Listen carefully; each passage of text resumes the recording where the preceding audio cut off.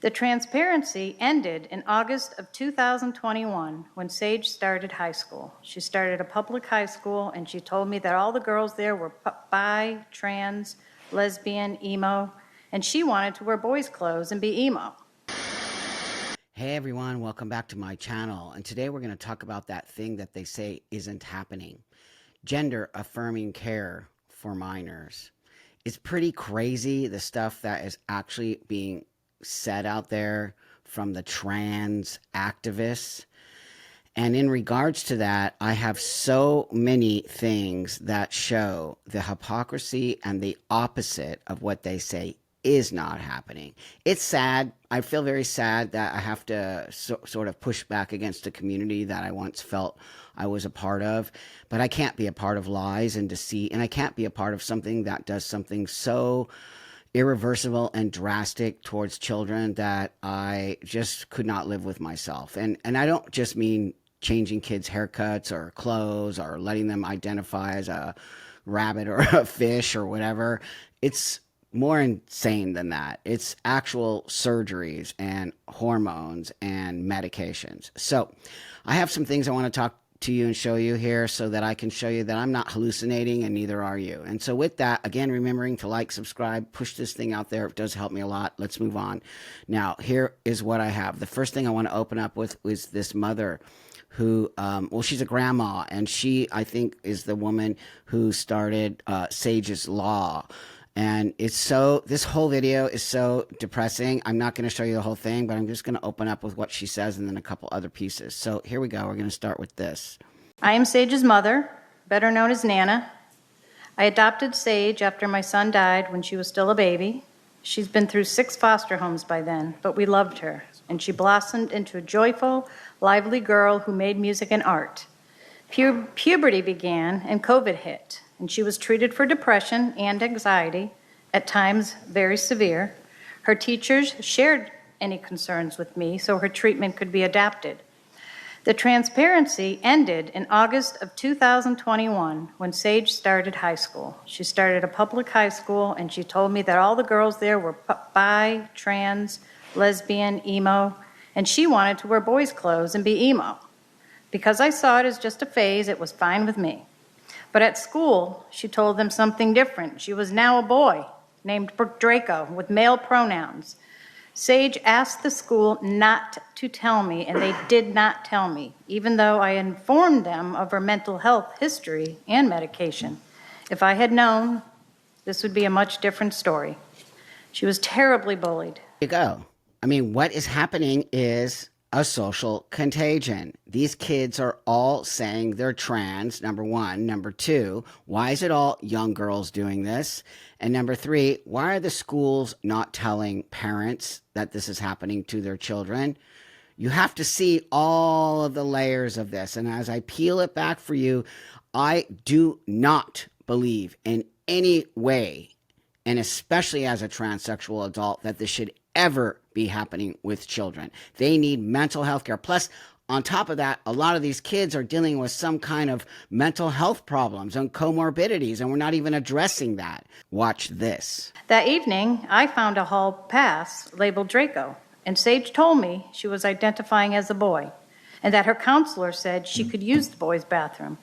She'd been jacked up against the wall by a group of boys. She was crying, terrified.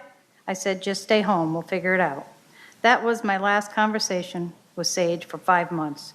The night she ran, she thought to a young friend she'd met online. She left a note saying she was scared of what would happen if she stayed. The sheriff, FBI, search dogs were called in. I dropped to my knees in prayer. 9 days later, the FBI found her in Baltimore. My baby had been lured online, sex trafficked by DC, then Maryland. She was locked in a room, drugged, brutalized by countless men. It was night. The FBI told us to pick her up in Maryland the next morning. We packed our cars with blankets and stuffed animals and arrived by 8 a.m.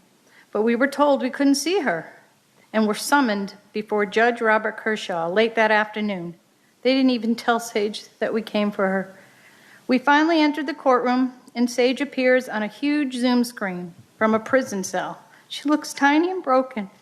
And I cry out, I love you, Sage. Sage responds, I love you too, Nana. Just wow. So this young girl who started to identify as a boy, and then I guess she was being told by some of the other kids and people that their parents won't understand them. So she ended up running away from home. And luckily, the grandparents found her, but already she had been having these serious things happen to her, horrifying things happen to her. Already at school, she was getting bullied by the boys by going in the boys' room. I don't know how anyone thinks it's okay for these young girls who identify as boys in a high school or even junior high school situation to be just like no one's going to say anything. We all know how teenagers are. So she already got bullied in high school and junior high, and now she's running away from home and getting trafficked, and all this crazy stuff is happening to her, and they find her, and now she's in jail, and now the grandparents went to go pick her up, right? Listen to this. But attorney Anissa Khan rebukes us. She is a he, and his name is Draco, not Sage. We were floored. What? Khan accuses us of emotional and physical abuse, that we are misgendering her. Even though we just learned she claims to be trans and we're willing to use any name and pronouns to bring her home. My husband was so tearful he kept forgetting the new pronouns, so the judge had the bailiff. The actual attorney for this young girl told the grandparents that her name is not Sage, it's Draco. And she is a he, telling the grandparents this in a legal setting. I am so disgusted. Anyway, I just wanted you to see that because it's just mind-blowing and floored me when I watched this whole video, which I'll put a link so you can watch the whole thing and cry, because I have so much more to show you. It's just disastrous, the whole thing. So the next thing I'm going to bring up here is the Dr. Phil show. And Dr. Phil had this great doctor on who is a whistleblower. And after being a whistleblower, because they're doing gender-affirming surgeries on minors, yes, they are. And those activists over there telling you it's not happening. Why would they tell you it's not happening if it's happening? Do you think that we're not going to find out? Do you think that we're not going to have the statistics that I'm about to show you all of a sudden come out? Do you think there's not going to actually be doctors who really do care and really have taken the oath? Okay, do no harm. Of course there is. We're already getting tons of whistleblowers starting to blow the whistle. Yet here's the trans activists and the trans doctors and all these people saying it's not happening. Maybe about 10 of them. When I show you the statistics, you are going to freak out. So, Dr. Phil had this doctor on who's a whistleblower. His whole life has been destroyed because of it. I'm just going to play this first part of it, and then I'll put a link to this too, because you should watch the whole interview. It's actually mind-blowing. But this guy's a hero. He is a hero. He will come out of it, trust me. But right now he's suffering. They are after him. But watch this. The hospital is lying to the public about mutilating and sterilizing these kids. We no longer become doctors if we don't expose that. He made headlines after exposing the hospital where he worked for continuing to operate on pre-T. Were you surprised that you were charged for violating HIPAA when you went to such great pains to make sure you did not? What better way to discourage a whistleblower from coming out than to drag me through this? I'm not even a physician, and I'm telling you, I'm right. They're wrong. Unbelievable. Unbelievable that this doctor did that, and now they're all coming after him. So I think he actually has, I'm going to put a link to this, and I will put a link to where we can actually support this doctor, because they're wiping him out, and he needs our help, seriously, because he's exposing exactly what they're saying isn't happening. And there he was watching them put implants, puberty blocker implants into these young children, and then actually doing top surgeries. Do not let them gaslight you. They are doing top surgeries on minors. Watch this. I'm going to show you right now the statistics. This is an actual real thing that has been put out. Real data, real stats, real statistics from the Manhattan Institute, as well as this piece right here was written by a great writer, Lior Sapir, I think that's how you pronounce his last name, and it's called the City Journal. But he actually used these stats. Let me show you this right here. Okay. I'll put this up so you can see it as well. An estimate of U.S. gender-affirming double mastectomies published in 2023 in the Journal of American Medical Association reported 3,125 cases, oh my God, of breast or chest procedures in patients aging from 12 to 18 between 2016 to 2020. The study did not differentiate between 18-year-olds and minors. A new analysis by the Manhattan Institute using a more up-to-date all-payer national insurance database from 2017 to 2023 found evidence of 5,288 to 6,294 gender-affirming double mastectomies for girls under 18. Oh my God, you guys. This includes 50 to 179 girls who were 12.5 or younger at the time of their procedure. Bam. Bam. There it is right there. In writing, real stats, links to it all. I'll put it here for you. How are they saying it's not happening? I don't care if it was one, but it wasn't one. It was 5,288 to 6,294, and it's because it's actually in the insurance database. So it isn't a lie, and it is happening. And these are minors. And these are young people who are now going to grow up with no breasts, who are probably going to change their minds. Yes, I'm yelling, and yes, I'm pissed, because this is not gender-affirming care. I'm going to show you now a TikTok of a detransitioner. Watch this. This is also going to blow your mind. My name is Layla Jane. I'm 18 years old, and I am a woman who has detransitioned. I am actively suing Kaiser Permanente, and I'm suing the doctors that gave me those treatments related to my transition. I think you're one of the youngest detransitioners other than myself that I know of, and you actually started transitioning a year earlier than I did, and 2 years before I got my mastectomy. You were 12 when you started testosterone blockers, right? Yeah. Were you on blockers? Initially, yeah, they started me on Lupron, and then they put me on testosterone. You got your mastectomy. She was 12, you guys. 12. 12. Oh, it's not happening. At 13, just a few years after you started puberty. And that makes me upset personally. How do you feel about that? What's it like dealing with that? It's very conflicting. Then she got a mastectomy. Okay.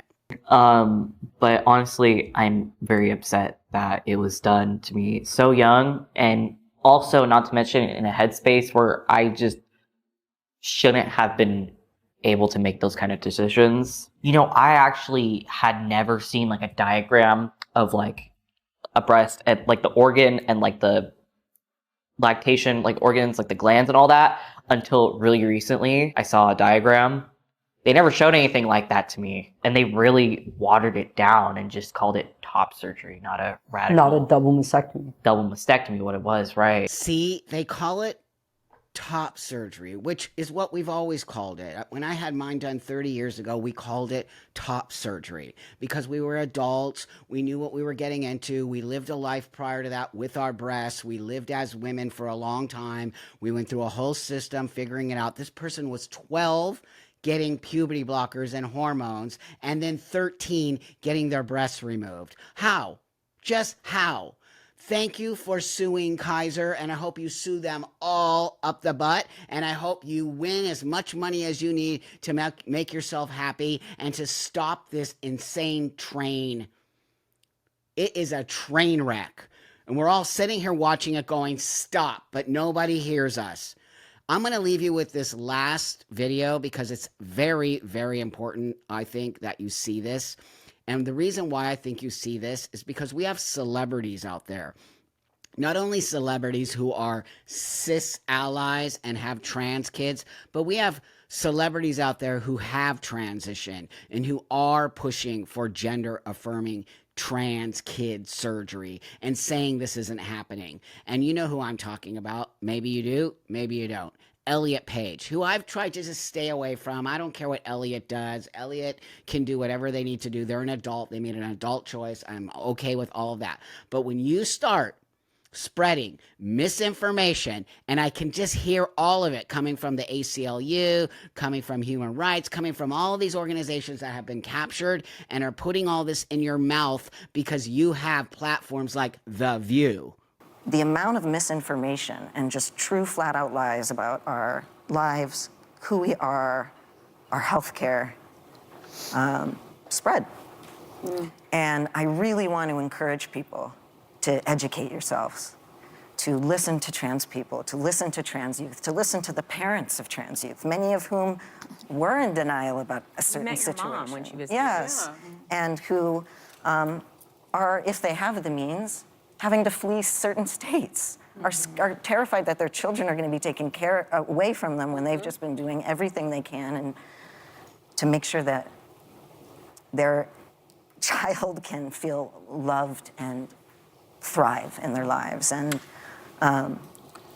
in terms of, tangible actions, you can go to the ACLU's website, you can look and track. They have an actual tracker to see how these bills are spreading. You can watch great documentaries like Disclosure. See, I told you, totally used the ACLU because guess who he's best friends with? That trans guy who runs the trans division of the ACLU. They're all liars. They don't post any of this stuff. So Elliot says, go do your research. I'm telling you right now, I'm going to put links here for you to go do your research because Elliot's just telling you things, but Elliot isn't giving you any solid information. I just gave you solid actual. And the fact that Elliot is saying these parents are scared of having their children taken away from them. What are you talking about? It's the other way around, Elliot. They have sanctuary states now in this country where you can take your child away from another parent and flee to another state so that the state takes the child away from the actual parent because they're trans, not the other way around. So with that, I hope that you see what I'm trying to do here. I cannot take this anymore, and I will not sit still, and I will not shut up. These children are being hurt. They're being destroyed, they're being manipulated, and they're being told that there's something they are not. So together, you and I can spread this message by helping me get this video out there, by liking, subscribing to my channel, telling people about what's going on, and together, we will save a lot of kids from going through this. Thanks for watching. I always appreciate you so much. Like, subscribe, comment. Look, comments are always awesome. I'll see you guys all on the next one.